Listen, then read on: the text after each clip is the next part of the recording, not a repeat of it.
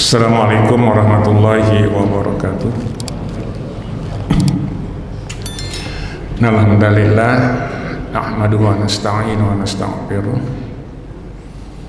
wa na'udzu billahi min shururi anfusina wa min sayyiati a'malina may yahdihillahu fala mudilla lahu wa may yudlil fala hadiya lahu.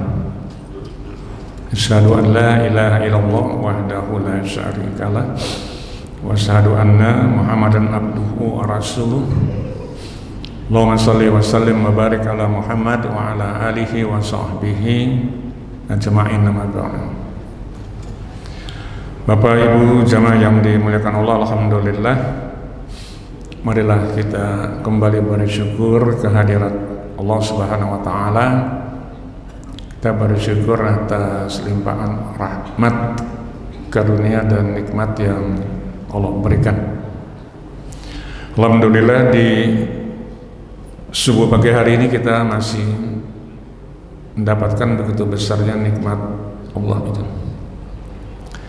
Begitu besarnya sehingga Allah menegaskan tidak akan mampu, kata Allah, kalian menghitung nikmat yang Allah berikan itu.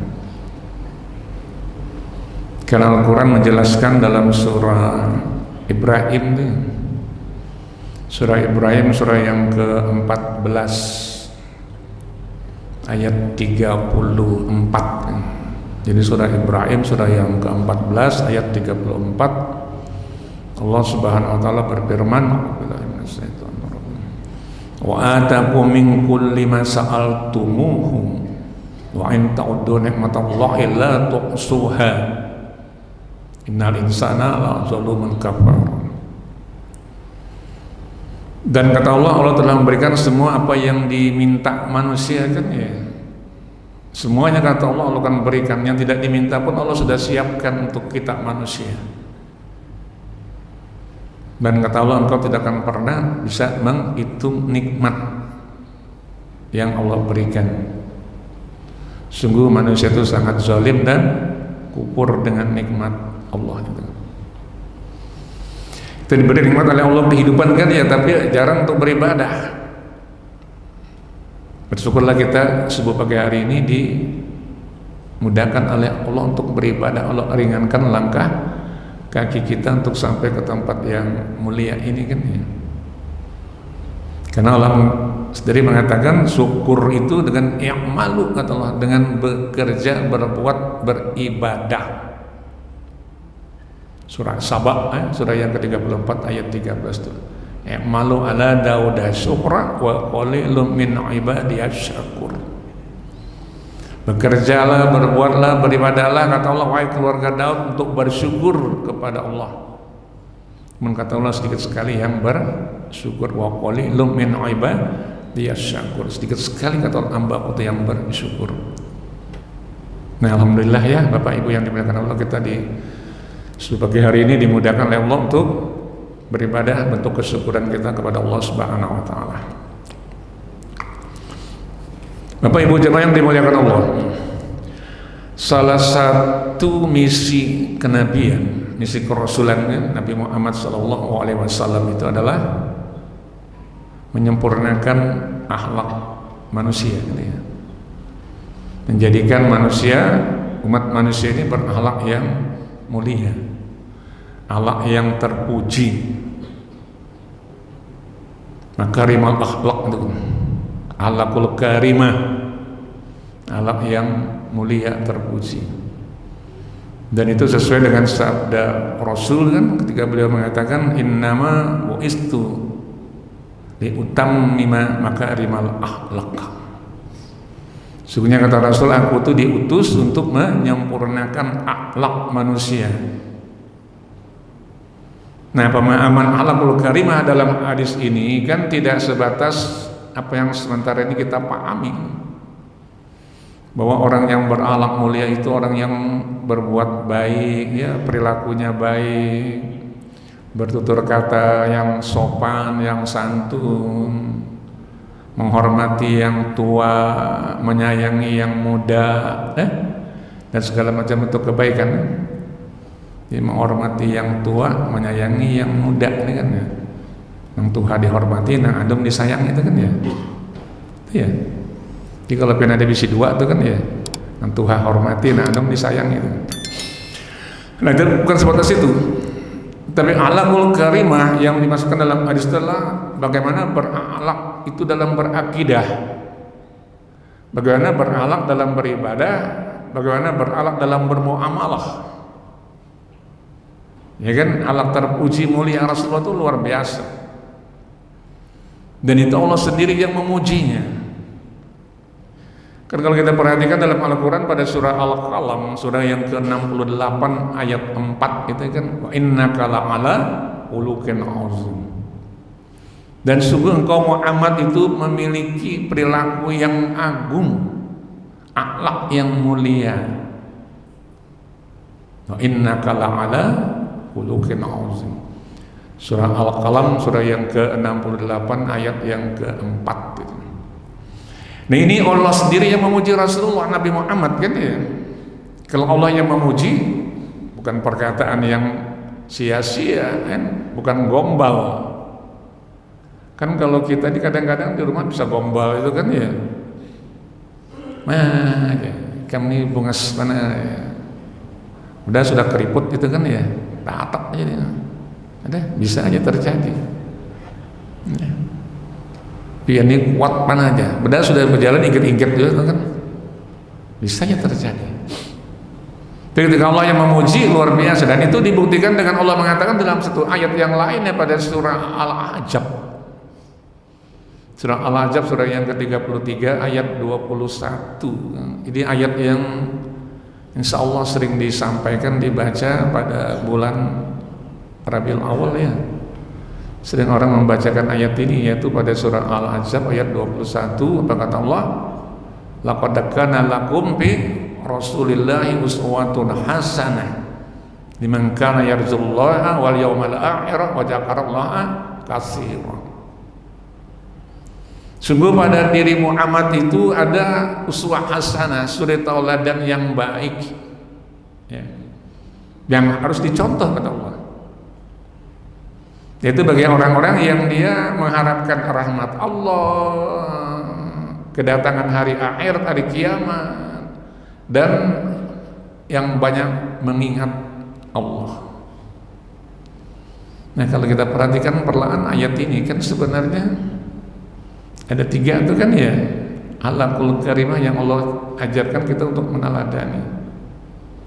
Itu difirmankan dalam Al-Quran oleh Allah. Sehingga ketika ada seorang sahabat yang bertanya pada Aisyah, wahai Aisyah bagaimana akhlaknya Rasulullah, Aisyah mengatakan Al-Quran. Nah jadi apa yang Allah tegaskan dengan firman-Nya dalam Al-Quran, itulah akhlakul karimah, akhlak mulia, dan itu berkaitan dengan akidah, ibadah, dan juga bermuamalah, termasuk juga akhlak perilaku kita dalam bersosial, bermasyarakat itu. Bapak Ibu jamaah yang dimuliakan Allah. Nah pada surah Al-Ahzab ayat 21 berkata Allah ada 3 itu kan yang Allah ajarkan kita untuk meneladani. Pertama kata Allah, dia orang yang selalu mengharapkan Allah, mengharapkan rahmat Allah gitu. Dan ini yang kita cari. Bisa dengan doa, bisa dengan perilaku perbuatan kita, kan ya. Dengan perilaku misalnya ketika Allah katakan dalam Al-Quran pada surah Ali Imran surah yang ketiga ayat 132, wa atiullaha war rasul la'allakum turhamun. Dan tadilah Allah, kata Allah dan Rasul, maka kalian akan dapat rahmat. Nah rahmat Allah pun bentuknya luas itu kan ya, bermacam-macam yang Allah berikan kebaikan dalam hidup kita manusia. Allah kata Allah, orang yang mendapatkan rahmat itu dekat kepada orang-orang yang berbuat kebaikan. Jadi asal kita berbuat kebaikan, rahmat Allah itu datang sampai gitu kan. Kata Allah dalam surah Al-A'raf itu kan surah yang ke-7 ayat 56. Inna rahmatallahi qaribun minal muhsinin. Sesungguhnya rahmat Allah itu sangat dekat kepada orang-orang yang berbuat kebaikan. Ya banyak kebaikan bisa kita kerjakan kan. Tadi misalnya sebelum sholat subuh kita sudah mengerjakan qiyamul lail, sholat malamnya, tahajudnya. sempat baca Al-Quran, alhamdulillah, kemudian beristighfar luar biasa kan, nanti siang dilanjutkan lagi dengan ibadah yang lainnya, misalnya sedekah, infak, itu kan ini kebaikan yang Allah janjikan. Kata Allah, dia akan menghuni taman-taman surganya Allah Subhanahu wa taala. Innal muttaqina fi jannatin wa uyun. Kan itu kan ya pada surah Az-Zariyat surah yang ke-51 ayat 15 itu, sungguhnya kata Allah, orang-orang yang bertakwa dia akan menghuni taman-taman surga dan mata air. Jadi kebaikan itu dengan takwa. Nah, siapa Allah katakan innahum kanu qabla dzalika muhsinin. Ayat 16-nya. Itu mereka, kata Allah, orang-orang yang pada waktu hidup di dunianya mereka mengerjakan kebaikan. Nah, itu kebaikan itu di dunia, kata Allah, jangan kalian mengharapkan kiriman nanti telah mati. Itu bisa kita akan dapatkan dari anak yang soleh kan. Aw waladin sholihin yad'u lahu, anak soleh yang mendoakan sampai, atau amal jariah yang kita kerjakan, atau ilmu yang bermanfaat yang kita ajarkan sampai terus. Tapi kalau kita bisa mengerjakan sendiri pada waktu hidup di dunia, Allah sudah katakan innahum kanu qabla dzalika muhsinin.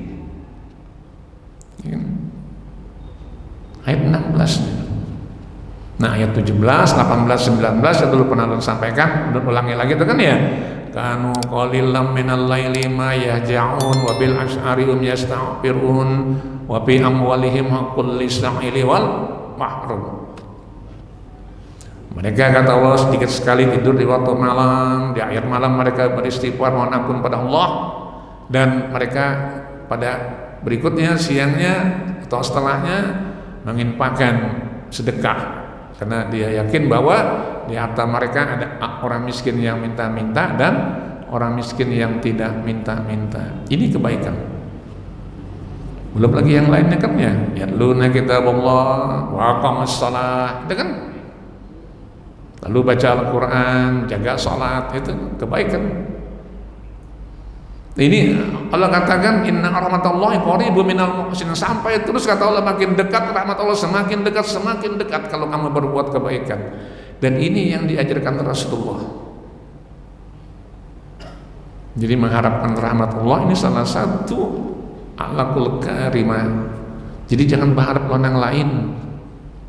Ya, dukun, paranormal, apalagi pengarangnya, mengharapnya kepada Allah. Rahmat Allah itu Allah yang punya hak prerogatif, Allah yang punya hak mutlak. Rahmat Allah itu tidak ada yang lain, termasuk hidayah, petunjuk itu Allah yang memilikinya. Ya kan? Tidak bisa yang lain. Kalau hati kita dibuka oleh Allah menerima hidayah, luar biasa. Allah katakan wa'lamu annallaha yahulu bainal mar'i wa qalbihi wa annahu ilaihi tuhsyarun. Jadi kata Allah, kalau ketahuilah bahwa Allah batasi antara manusia dan hatinya. Itu ada ruang kecil yang disebut dengan ruang hidayah. Surah Al-Anfal surah yang ke-8 ayat 24 kan yang dulu berkali-kali disampaikan ayat ini. Nah, jadi rahmat Allah itu luar biasa. Nah, ini yang dilakukan oleh seorang sahabat Rasulullah yang bernama Utsman bin Affan. Dulu pernah ceritakan kan ceritanya dalam surah Az-Zumar surah yang ke-39 ayat 9 ini. Amman huwa qanitu ana al-laili sajida wa qa'ima yajrul akhirah wa yarju rahmata rabbihi illa ayat. Bahwa kamu, kata Allah, orang musyrik yang lebih beruntung atau dia hambaku yang beribadah qanita ana al-laili pada waktu malam, sajida wa qa'ima, sujud dan berdiri, ya jarul akhirah, karena takut dengan ajab akhirat, wa yarju rahmata rabbi, dan mengharapkan rahmat Tuhannya. Jadi Allah buka malam itu kalau kita beribadah. Allah buka pintu maghfirah, ampunan, Allah buka pintu rahmat. Ini kan. Nah, Ibnu Umar menceritakan tentang asbabun nuzulnya ayat ini surah Az-Zumar ayat 9. Ini kata Ibnu Umar apa?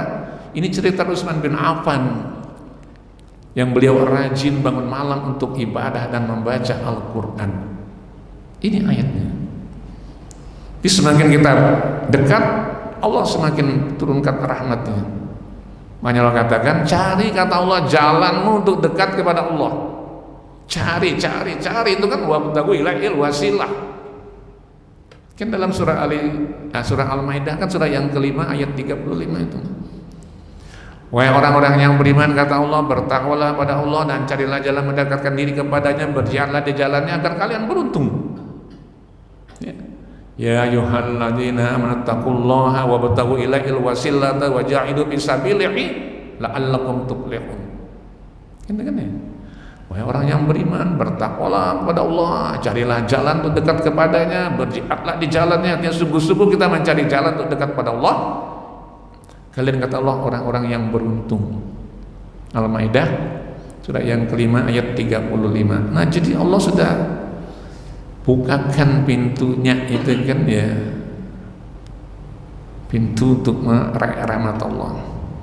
Itu tadi disampaikan kan, taat itu kan ya, ada perintah kita berupaya mengerjakannya, dilarang kita berupaya juga meninggalkannya. Mas kecil apapun yang kita kerjakan, ketaatan itu Allah kan balas kebaikan kan ya.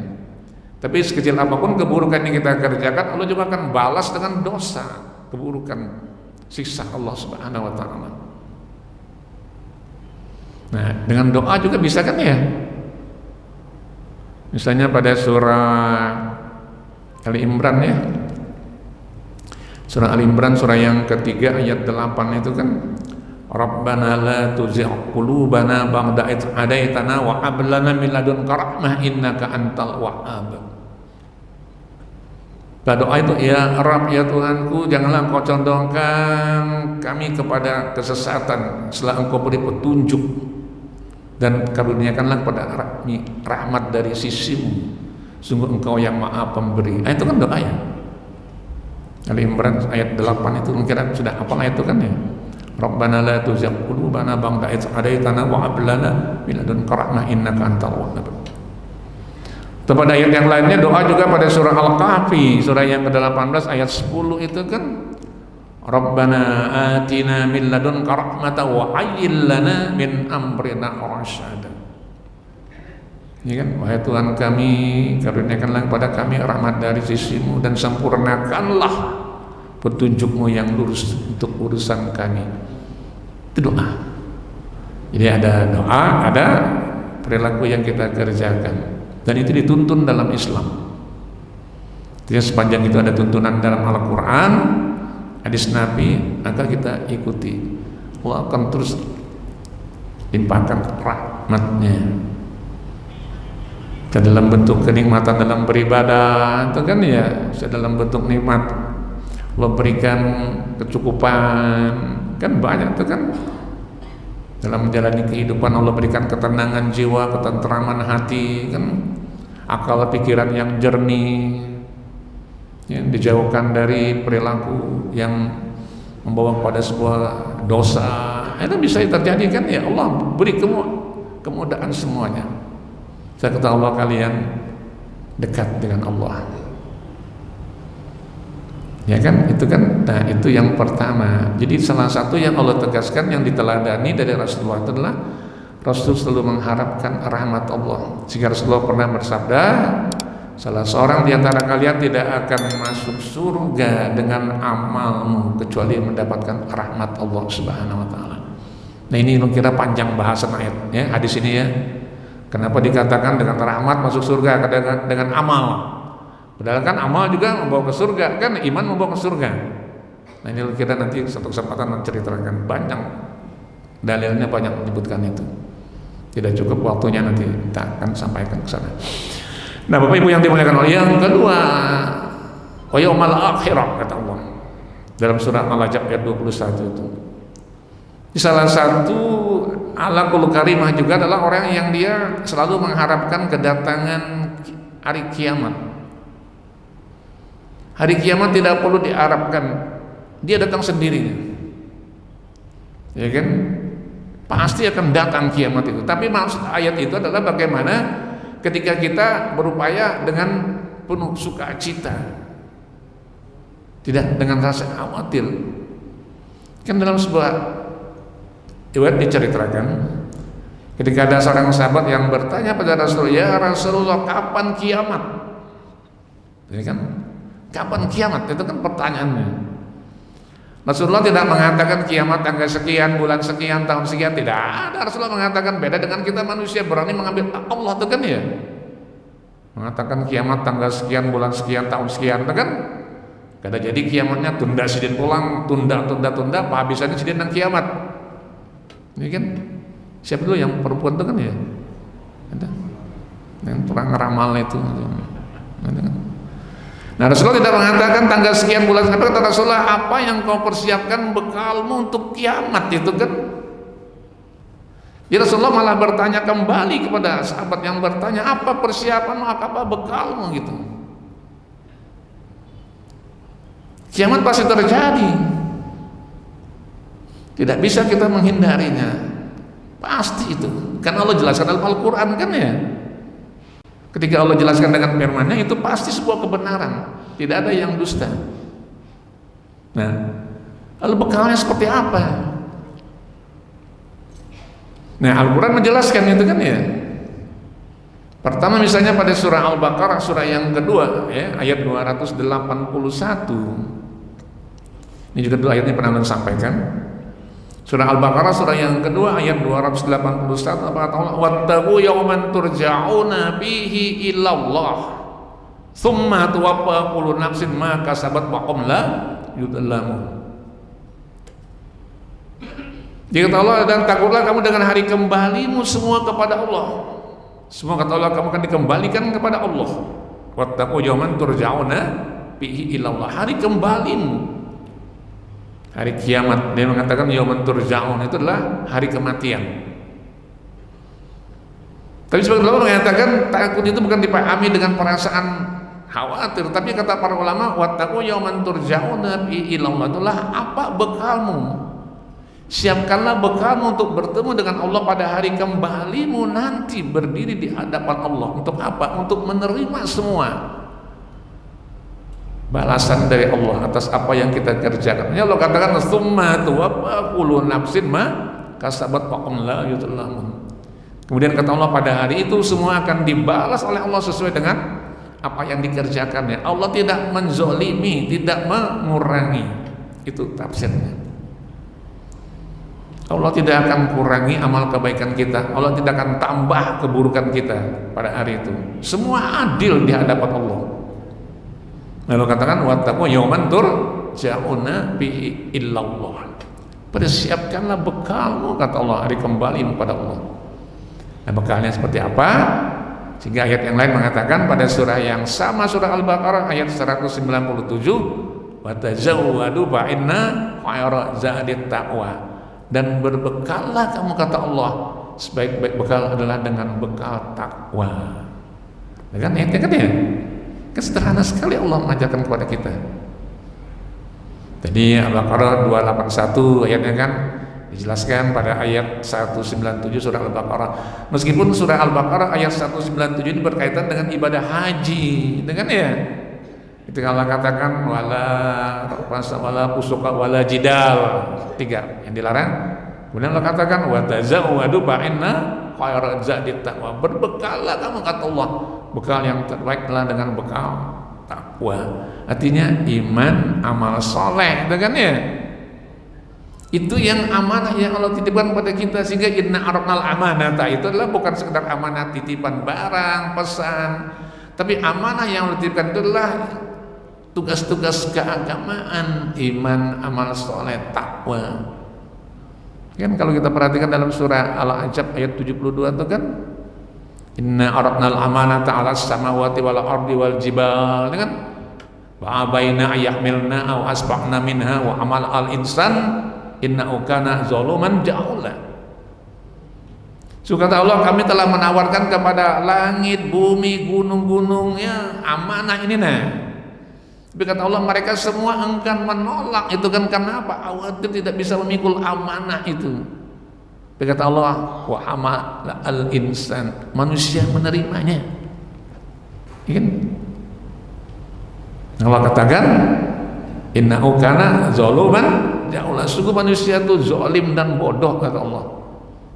Nah, amanah dalam itu adalah sepakat ulama mengatakan itu bukan amanah yang sebatas dipahami tentang titipan, barang, pesan, itu kan ya. Tapi itu amanah dan itulah tugas-tugas keagamaan, kewajiban keagamaan, sehingga langit, bumi, gunung tidak mampu menerima, menolak, tidak berani. Tapi kata Allah, wa amala al-insan, dan manusia memikulnya, menerimanya. Padahal para ulama mengatakan dengan ayat itu manusia kondisi fisiknya lebih lemah dari tawaran Allah kepada makhluk yang lainnya, kan? Gunung, bumi, langit, kan? Nah ini, jadi beliau sampaikan bahwa amanah tugas keagamaan itu yang kita kerjakan. Jadi sudah sampaikan bahwa kiamat pasti terjadi. Rasulullah bertanya, apa bekal Rasulullah? Iman, amal soleh.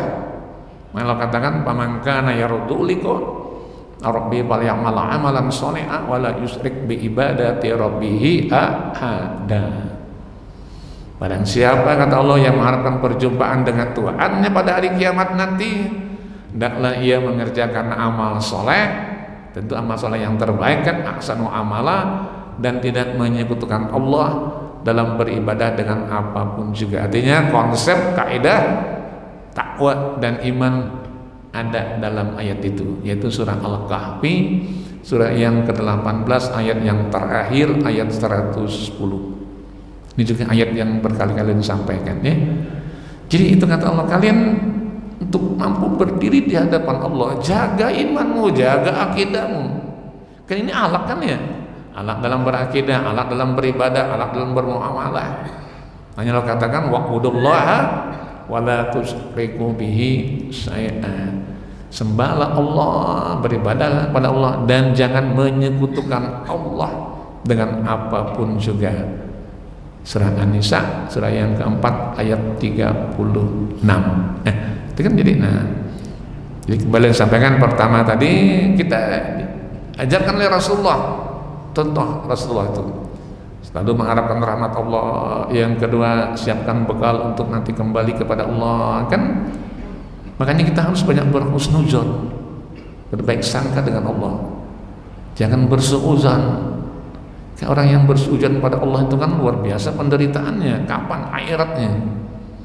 Pas lagi berburuk sangka dengan Allah, mati. Ya. Kalau kita berhusnuzon, baik sangka terus kepada Allah, kan? Makanya salah satu yang dikatakan dalam surah yang disebutkan tadi pada surah apa namanya? Al-Qalam ayat 4 itu, wa innaka la'ala khuluqin 'azim, itu salah satu tafsir mengatakan itu bagaimana Allah memuji Rasulullah, karena Rasulullah itu yakin dengan ketetapan Allah, tidak pernah ragu. Jadi samping iman yang kuat, ya, tafsirnya itu berani, sabar, tabah, dan juga selalu yakin dengan ketetapan Allah Subhanahu wa taala. Nah, itu yang kedua. Yang ketiga pada surah Al-Ahzab ayat 21 tadi berkata Allah, wajib kata Allah kasih orang. Jadi orang yang kata Allah dia banyak mengingat Allah. Ini akhlak. Mengingat tentu dengan bisa lisan kita, atau kan zikrullah, bisa dengan perbuatan kita, kan ditambah dengan keyakinan, itu kan ya. Karena berzikir juga salah satu bentuk lisan kita untuk ingat kepada Allah, kan. Ya ayyuhalladzina amanu dzkurullaha dzikran katsiran wa asila. Jadi perbanyak kata Allah kalian berzikir dan ingatlah Allah, bertasbihlah pada waktu dan petang. Sabbihuhu bukratan wa asila. Jadi bertasbihlah kata Allah pada waktu pagi dan petang, ingatlah Allah. Nah, tentu bukan hanya sekedar dengan zikir saja orang ingat Allah, ada yang lain juga kan, yang namanya zikrullah. Dulu pernah disampaikan itu banyak kan, baca Al-Quran zikrullah, sholat zikrullah, sedekah zikrullah, silaturahim zikrullah, puasa zikrullah. Di segala macam bentuk kebaikan perbuatan yang Allah ridha itu namanya zikrullah, karena diingat Allah, perintah Allah. Bukan sekedar kita melafazkan zikr itu saja, itu bagus. Tapi ada bentuk-bentuk yang lainnya yang harus kita pahami. Nah, Bapak Ibu yang dimuliakan Allah, jadi Lun kira kan ini pemahaman kita tentang ayat tadi, cakupan akhlak itu kan luas. Jadi tidak hanya sekedar dipahami tentang Bagaimana kita berperilaku baik dengan sesama manusia, bertutur kata, kemudian hormat dan sayang kepada yang lainnya. Tapi ada ala yang lebih lagi dengan 2 ayat tadi, surah Al-Qalam ayat 4 kan, kemudian dari surah Al-Ahzab ayat 21. Jadi ada ala yang lebih lagi yang Allah inginkan dari hambanya, yaitu tentang bagaimana kita berakhlak dalam berakidah, berakhlak dalam beribadah. 2 ini kita jaga, dan ini yang dicontohkan Rasulullah. Rasulullah tidak pernah sedikit pun bergeser keimanannya, akidahnya kuat. Karena itu yang dijanjikan Allah, orang-orang yang mengatakan Tuhan kami ya Allah, kemudian dia istiqomah, kata Allah, Allah siapkan baginya surga. Ya, innal ladzina qalu rabbuna Allah tsumma istaqamu fala khaufun 'alaihim wa la hum yahzanun ulaika ashabul jannati khalidina fiha jazaa'an bima kanu ya'malun. Sungguhnya orang-orang yang mengatakan Tuhan kami ialah Allah, kemudian dia istiqomah, maka Allah bagi mereka tidak perlu merasa khawatir dan bersedih hati. Allah akan jamin dengan surga kekal di dalamnya. Jadi kalau kita sudah mengatakan kalimat syahadat, syahadatain, 2 kalimat syahadat, maka itu yang kita jaga. Jangan dirusak dengan perkataan kita, perbuatan kita yang bisa melunturkan akidah, apalagi beribadahnya rusak, tidak mengikuti tuntunan syariat agama. Karena ibadah itu adalah taatullah wa hudu'ullah wa iltizamu asyara aminad din. Jadi ibadah itu taat pada Allah, tunduk patuh dan mengikuti syariat agama. Nah, jadi untuk kembali kita paling tidak 3 perilaku itu yang Allah katakan dalam surah Al-Ahzab ayat 21 itu kan ya, belum lagi akhlak Rasulullah yang lainnya, siddiq, amanah, tabligh, patonah, itu kan ya. Belum kira nanti kita akan bahas berikutnya. Nah, mudah-mudahan dengan renungan yang singkat ini sudah ada tandanya itu kan ya, kita untuk melaksanakan ibadah yang berikutnya. Mudah-mudahan dengan apa yang kita pahami dan kita yakini kebenaran firman Allah, Allah ridho dan Allah berikan kebaikan sebagai bekal kita untuk nanti bertemu dengan Allah Subhanahu wa taala. Demikian salah ilham, subhanakallahumma wa bihamdika, assalamualaikum warahmatullahi wabarakatuh.